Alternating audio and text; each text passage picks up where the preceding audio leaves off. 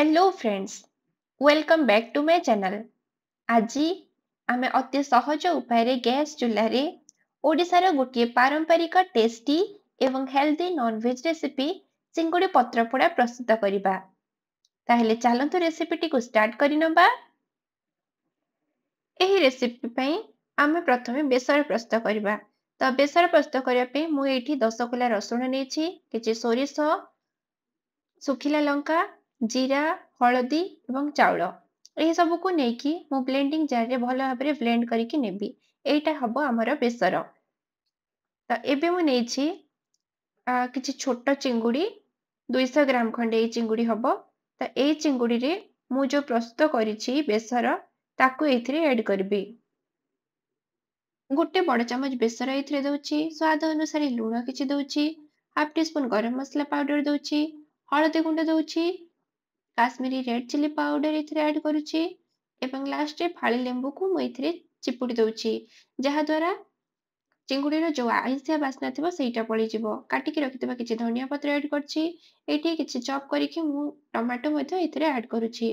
भलो भाबरे किछि समय पे याको मिसै देबी एवं मैरिनेशन हबा पे मु आउ किछि समय याको एम्ति ही रेस्ट करिया पे छाडी देबी। एबे जिबा नेक्स्ट स्टेप जोथरे कि हमें कदली पत्र रो पुटुळी बनेबा। त एथि पई मु एठी नेछि कलिया कदली पत्र। जदि आपण बुढ़ा पत्र नउचंती ताहेले किछ समय पई आपण गैस रे आकु सेकी दियंतु, जहा द्वारा पत्र को फोल्ड करला समय रे पत्र भांगीबनी। त एबे मु जो मैरिनेट करके रखिथिली चिंगुड़ी को एथिरे दउछि। भलो भाबरे देला परे टिके स्प्रेड कर देबे, जहा द्वारा भलो भाबरे चारि पटु एटा इवनली पोडी परिबो। त एबे एटा देखंतु मु एम्ति टिके स्प्रेड कर दउछि। तापरे एबे ए कदली पत्र को आमे फोल्ड करिकि सूता साहाय्य पुटुळी बनेबा। त एठी मु आको एम्ति सूता साहाय्य चारि पटु भलो भाबरे गोडै देछि। त एबे आमे आको पोडिया पे मु गोटे गैस रे कढ़ई की गरम करिकि सेथिरे 2 चम्मच तेल देछि। तापरे मु जो पुटुळी बनेछि सेई ताकू एथिरे दउछि। जेहेतु हमें गैस रे आको कढ़ई ऊपर करूचे, तो कढ़ई रो लीड को मु बंद कर दोछि। आको एमती प्रति 10 मिनिट व्यवधान रे एपट सेपट करूथांतु, जहा द्वारा दी पट साइड रो चिंगुड़ी पूरा पूरी भलो भाबरे सिझी पारिबो। एहीपरि 20 रु 25 मिनिट कला परे देखंतु एठी मोर पत्र पोड़ा रेडी हे छि। तो आको गोटे प्लेट रे मु बाहर करिबे। वर्तमान मु एही चिंगुड़ी पत्र पोड़ा रो पैकेट टी को खोली के देखाउछि।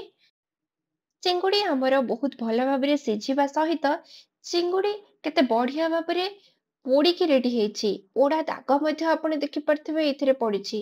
मेरिनेशन रे व्यवहार हेतिबा टमाटो चिंगुड़ी रे किपरि लागिकी रहिछि देखंतु एठी आपण। चुली निआरे न पोड़ीकी गैस चूल्हा प्रस्तुत करिथिले मध्य एथिरो एक पारंपरिक पत्रपोड़ार बास्ना आसुछि एवं एहार स्वाद आपण केवल बनेकी खाइले ही जानि परिबे। तेबे एही चिंगुड़ी पत्रपोड़ा को आपण प्रस्तुत करी उभय पखाळ और गरम भात सहित खाई परिबे। तेबे आशा करे आज ही रेसिपीटी आपण पारकु बहुत पसंद आस्थिबो। जदि भल लागिथिबो लाइक एवं शेयर करिदेबे। आउ जदि आपण माने मो चैनल रे नुआ ताहेले मो चैनल को सब्सक्राइब कर दियंतु। आ पाखरे थिबा बेल आइकन को क्लिक करी ऑल रे क्लिक करंतु, जहा द्वारा मु अपलोड करथिबा प्रतिटी वीडियो आपण मानको पाखकु अति शीघ्र पहुंची परिबो।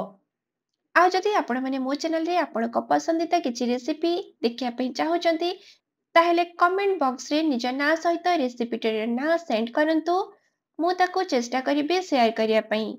तो धन्यवाद आज पई रहिली। देखा हबा आ गुटे नुआ रेसिपी सहित।